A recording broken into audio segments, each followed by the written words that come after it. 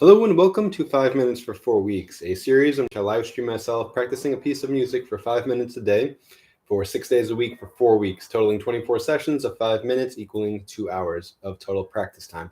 2 hours is not a lot, but because it is consistent 6 days a week, I do so to show the viewer what is possible with albeit short, consistent practice and hopefully inspire the viewer to pick up a similar activity as well, which he or she might have thought was previously daunting otherwise.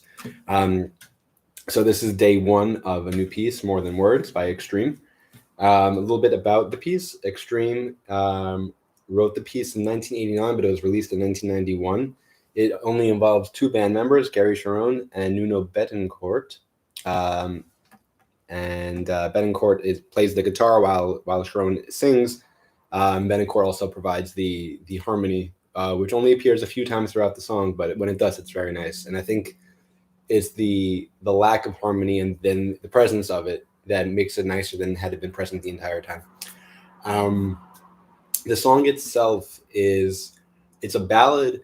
I think at least for me, I think for a lot of people though, you just think it's a nice song about, you hear the part, I love you. And what's the song about? The song is saying that you don't need to say I love you. The whole idea of the song is that if you actually, speak with your actions rather than your words, that's what's important. So what the singer wants is more than words. The singer wants more than just saying I love you. The whole idea of, what would you do if I took those words away from you? If you weren't able to say I love you, how would you express it then? So that's the idea of the song. It's a nice, very nice piece. I like it a lot. A little bit different from the band's general style, but I like it. So I chose to do it because it is possible to cover by only one person without the harmonies out. But see how far along I can get with it. Hi, Dad. Thank you for joining. And just to show you the book I'm using, this is the Hal Leonard has 4 of these for guitars, the size of a phone book. And it's actually, the name is a play on words on the phone book. It's called the Guitar Tab White Pages, like a white page phone book. This is volume 2.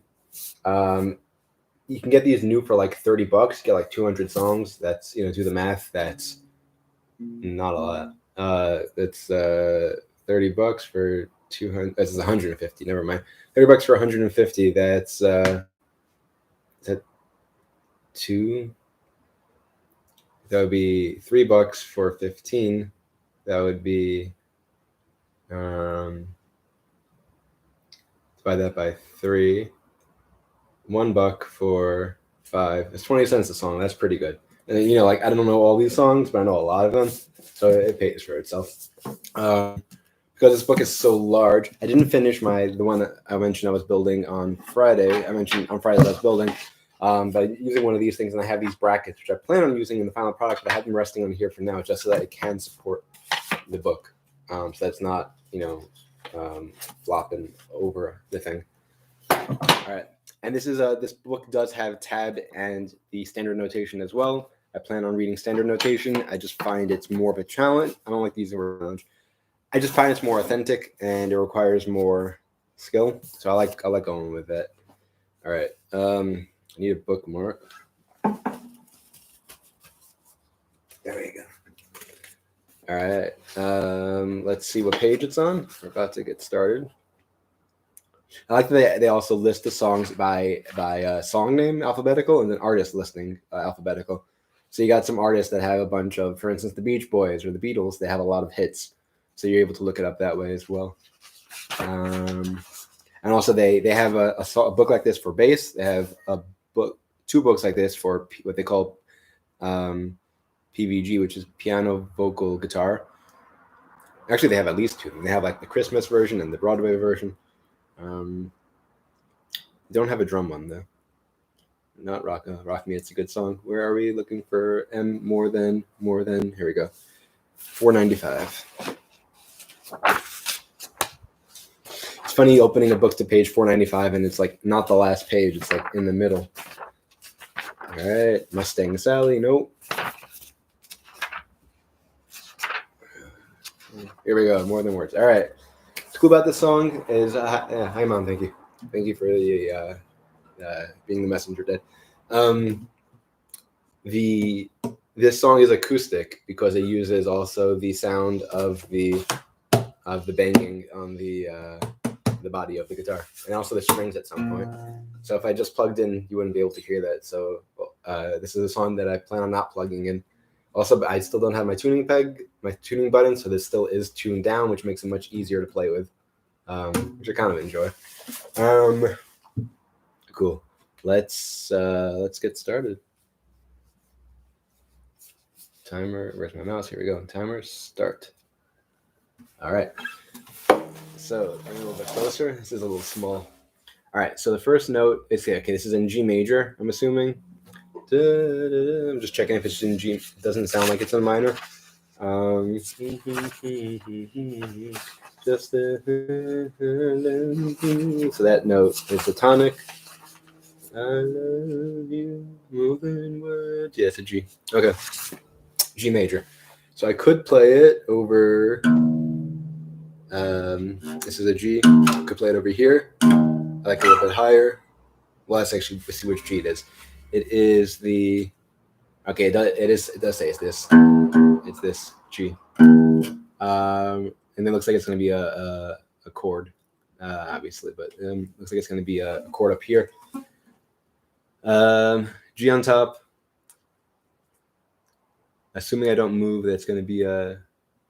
Right, it's not a G. What am I? Oh, is it a G? That's a C. That's an A. It is a G. Okay, that's a G. That is a B. That'll be over here. It's probably going to be a G major chord. So I know this is tuned down. I mentioned this is not really a G I'm playing. This is like a D, not a G. All right, or an E rather. G again.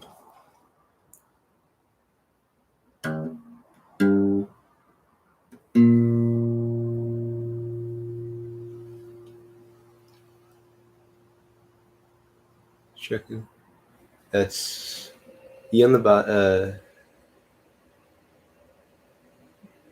D. Oh, is it that? Oh, I misread. It's a D.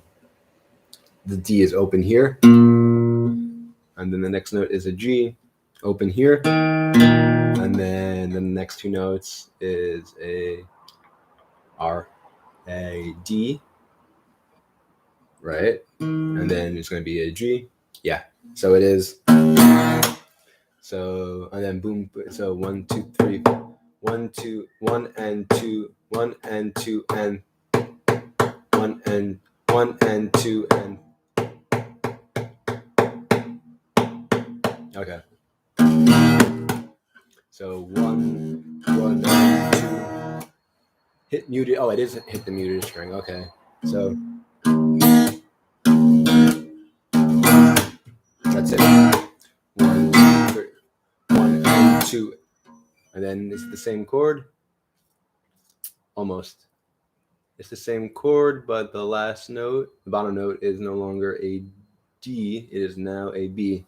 We should now just open this up, I'm assuming. No. Instead of hitting D, instead of this, it would be a B. I would go like this. Do I mute that string?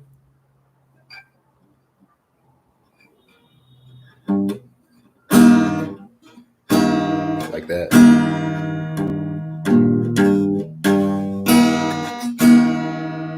So from here, from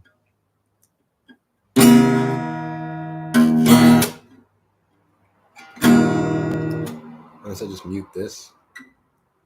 I'm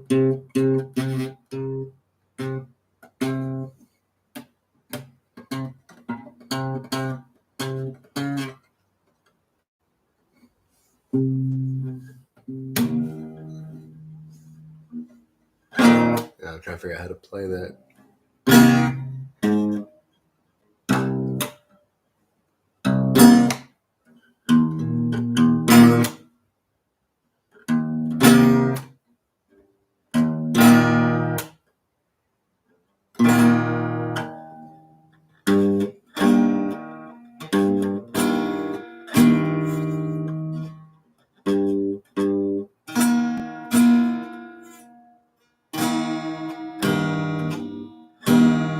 That might work. Unless I play actually with my fingers. That might work. That does work. Very good. So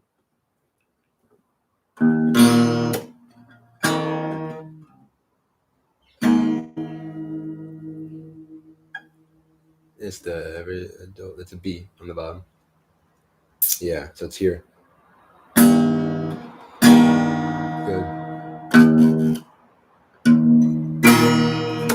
Okay, cool. What I might do to save time, I'm figuring out the. I know I'm not a fan of tabs, but because I have figured out the notes independently of the tab and then just verify them by looking at the tab, I might just go off the tab like in future rather than having to say, well, what was that I figured out the previous day? I figured out, I know that it's in a G chord, for instance. I might just look at that to get positions for fingers to save time. That's not cheating. That's just, I could, just write it down also, say, oh, this is the position to do, but it's already written down for me. So I figured it out. How I figured it out is how it's written. So it doesn't matter if I write down or if I look at the tab. But I do plan on continuing figuring out every note or chord from the staff, and then using the tab as a memory aid if needed, just to help save time. This piece was a little bit, no, I don't want to say it was slow, but whatever the speed was today, I feel that it should be picking up as I get more comfortable with it. All these things that require what they call muscle memory, just they just become faster with practice. So that's what I assume will happen with this piece. I don't know how far along the piece I'm gonna get.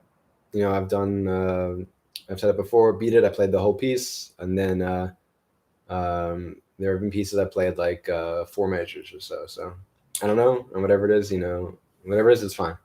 And this is a new kind of piece. This is my first percussive piece, percussive guitar piece, and I'm excited to see how it goes. So thank you all so much for joining. Hope to see you all again tomorrow, same time.